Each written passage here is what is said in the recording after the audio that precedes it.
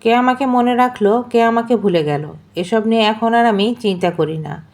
আমি বুঝতে শিখেছি চিরকাল কেউ কারো মনের জায়গা ধরে রাখতে পারে না। মানুষ তার প্রয়োজন বোধ থেকে সরে আসলে মানুষ শুধু দূরে সরে যায়।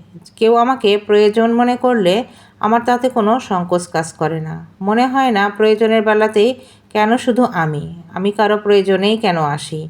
আমার কারণে তার প্রয়োজন ফুরায় ভাবলেই তো কেমন যেন তৃপ্তি কাজ করে। আমার প্রয়োজনে যাকে আমি পাশে পাইনি তার প্রয়োজনে অন্তত আমি পাশে ছিলাম। সবসময় এগিয়ে থাকবো আমি, এমন চিন্তাধারার মানুষ আমি। স্বার্থ নেই আমার, তাই কে আমাকে মনে করলো, কে ভুলে গেল, এসব নিয়ে আমি কখনো চিন্তা করি না।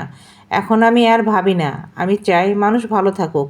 চারপাশের মানুষগুলো, আপন মানুষগুলো, পরিচিত মানুষগুলো সব সময় ভালো থাকুক। আমার কারণে তাদের মুখে তৃপ্তির হাসি ফুটলে এটাই আমার আনন্দ।